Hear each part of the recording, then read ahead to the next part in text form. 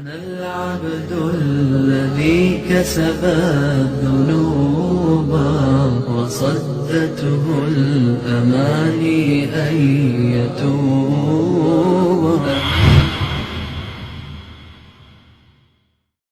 ایک کافر ہے عتبہ بن ابی وقاص، اس نے ایک طرف سے ہو کر پتھر اٹھایا اور آپ کو مارا زور سے. صحابہ کی نظریں تھی تلواروں پر، نیزوں پر، تیروں پر، وہ پتھر نظروں سے نکل گیا، لہٰذا وہ ان کے اندر کو چیرتا ہوا جا کر میرے نبی کے منہ پر یہاں لگا، اور آپ سیدھا پیچھے ایسے گئے، پیچھے یوں، پیچھے ایک کھڈا تھا، وہ یہاں گردن میں لگا کنارہ، تو آپ بے ہوش ہو گئے، دانت بھی ٹوٹ گئے، چہرہ بھی خون و خون ہو گیا، اب بے ہوش ہو کے یوں گر گئے. صحابہ نے سمجھا آپ شہید ہو گئے، تو سب نے زار و قطار رونا شروع کر دیا.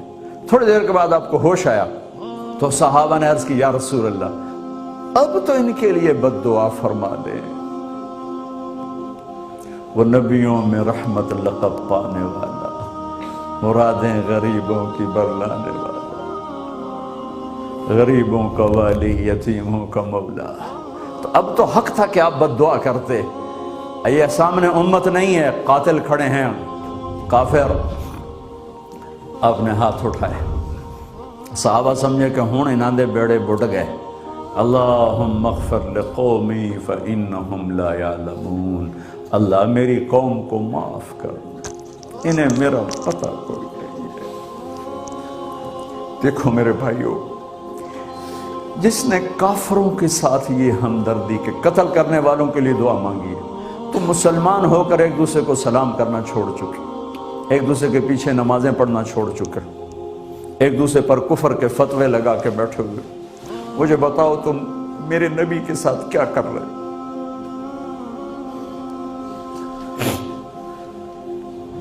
وہ تمہیں فرقوں میں بانٹ کر گئے تھے یا امت بنا کر گئے تھے؟ کیوں اس نادان کھیل میں اپنی زندگی برباد کرتے ہو؟ کیوں نے مسلمان بن کے رہتے ہو؟ اس امت میں اختلاف شروع سے ہے، ہمیشہ رہے گا. یہاں تک نہ جاؤ کہ ایک دوسرے پر کفر کے فتوے. جنت میں کون جائے گا؟ سنیوں نے کہا وہابی کافر، وہابیوں نے کہا سنی کافر، بریلیوں نے کہا دیوبندی کافر، دیوبندیوں نے کہا بریلوی کافر، شیعہ نے کہا سنی کافر، سنی نے کہا شیعہ کافر. جنت میں کون جائے گا؟ کچھ تو بھائیو میرے نبی کی محنت کی قدر کرو. میرے نبی تو غیروں کو اپنا بنانے آئے تھے، ہم نے اپنوں کو غیر بنا دیا. جو نفرت کی آگ وہاں بھڑک رہی ہے یہاں مت بھڑکاؤ. جاؤ میرے دیس میں دیکھو کتنے سر کٹ چکے، کتنے سہاگ اجڑ گئے، کتنی مائیں بے آسرا ہو گئیں، کتنی جوان بیٹیوں کی مانگ ویران ہو گئی.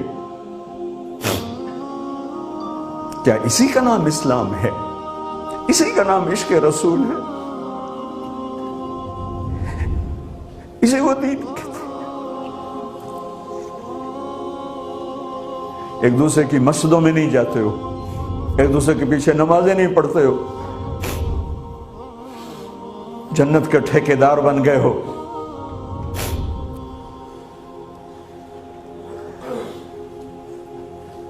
میرے نبی تو عبداللہ بن ابی کا جنازہ پڑھانے کھڑے ہو گئے تھے،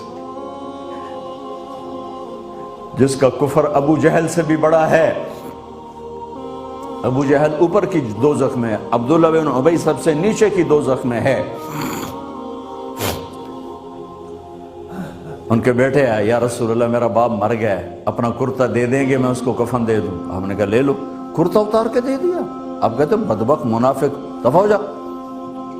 دے دی کہ یا رسول اللہ آپ جنازہ پڑھائیں گے؟ کہاں پڑھاؤں گا.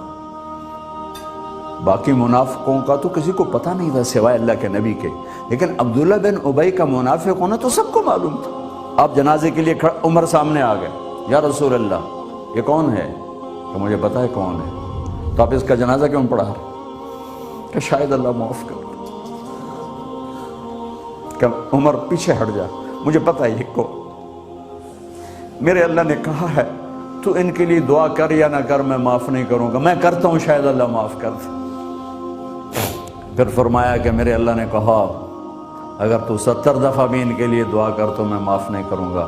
اگر میرا اللہ کہتا اے میرے محبوب اگر آپ 70 دفعہ اس کے لیے دعا کریں گے تو میں معاف کر دوں گا، تو میں اس کم بخت کا 70 دفعہ جنازہ پڑھا دیتا۔ مجھے بتاؤ تم کہاں سے یہ دین لے کر آئے ہو جس میں تم فرقوں میں بٹ گئے ہو، نفرتوں کی آگ تم نے لگا دی ہے، یہ کہاں سے اسلام آیا ہے؟ میں تمہیں اللہ اس کے رسول کا واسطہ دیتا ہوں، امت بن کے رہو، مسلم بن کے رہو، کوئی گنجائش نہیں، اپنے اپنے عقیدے پر پکے رہو، دوسرے کے لیے گنجائش رکھو۔ کیوں اس قدر ظلم و ستم ڈھائے ہوئے ہیں؟ میں نیا تبلیغ میں گیا، کالج سے نکلا، ہماری جماعت ایک گاؤں میں گئی، ایک مسجد میں، تو امام صاحب آئے، ہمیں ماں بہن کی گالیاں دی اور ہمارے بستر اٹھا کے باہر مسجد دھوو، کتے اندر واڑائے۔ میں حیران پریشان، میں تو کوئی نہیں جانتا تھا کہ مذہب کیا ہوتا ہے، فرقے کیا ہوتا ہے، میں تو کالج میں گانے والا تھا، ناچنے والا تھا، جنید جمشید کی طرح، مجھے تو دین کا پتہ تبلیغ سے پتہ چلا۔ میں حیران پریشان کہ یہ مولانا صاحب کہہ رہے ہیں کہ یہ گستاخ رسول ہیں، اور مسجد دھو دو باہر کھڑے ہو، یہ مسجد میں کھڑے ہو کر ماں کی گالی دے رہے ہیں، بہن کی گالی دے رہے ہیں، تو پھر معیار دین کیا ہے؟ اتنی نفرت، اس قدر دوریاں۔ اگر ہم کافر تھے تو ہمیں گلے سے لگاتے، ہمارے نبی کی طرح ہمیں کھانے کھلاتے، ہمیں پانی پلاتے، پھر ہمیں بات سمجھاتے، لیکن ماں بہن کی گالیاں، مسجد میں کھڑے ہو کر، امام مسجد۔ ہم پنجاب کے زمیندار ہیں، گالی دینا ہماری سرشت میں ہے، لیکن مسجد میں کانپ جاتے تھے کہ کسی کو الو کا پٹھا بھی کہہ دے۔ ہمارے بزرگ بڑے بھی بہت گالیاں نکالتے تھے، لیکن مسجد میں کسی کو جرت نہیں ہوتی تھی کہ وہ میرے والد مرحوم خود بہت غصے والے بڑے سردار آدمی تھے، تو تھوڑی تھوڑی بات پہ مار پٹائی گالیاں، لیکن میں نے نہیں اپنے باپ کو مسجد میں سنا غصے میں بھی کسی کو گالی دیتے ہوئے۔ ماں بہن کی گالیاں نکالو، استاد یہ کہہ رہے ہیں کہ یہ گستاخ رسول ہیں، ہم یہ کافر ہیں، ان کو نکال دو، کتے آ گئے، مسجد دھوو۔ میرے نبی کے دور میں تو کافر آ کے مسجد میں رہتے تھے۔ میرے بھائیوں، جو میں عرض کر رہا ہوں، میں اپنا دکھڑا بیان کر رہا ہوں، اس کی سنگینی کو سمجھو۔ یہ پاؤنڈ ڈالر نہیں بچائیں گے جب ہم آپس میں ٹوٹ جائیں گے۔ اللہ نے مجھے دنیا میں پھرنے کا موقع دیا، بار بار دیا، اسی تبلیغ کے سلسلے میں۔ سب سے زیادہ میں اسپین میں جا کے دکھی ہوا، اور میرا دکھ یہ نہیں تھا کہ ہماری یہاں 800 سال حکومت تھی اور ختم ہو گئی، میرا دکھ یہ تھا، میں اس پہ رویا مسجد قرطبہ میں کہ جس وجہ سے اسپین تباہ ہوا، وہ ساری وجہ میرے دیس پاکستان میں موجود ہے اس وقت، اور ہوش نہیں ہے کسی کو۔ مذہب پر لڑائی، سیاست پر لڑائی، دین پر نفرت، سیاست پر نفرت، قوم پہ نفرت، صوبے پہ نفرت، پیشے پہ نفرت، نفرت نفرت نفرت۔ میرے نبی نے پوچھا اسلام کا سب سے مضبوط عمل کیا ہے؟ صحابہ نے کہا نماز، آپ نے کہا نہیں۔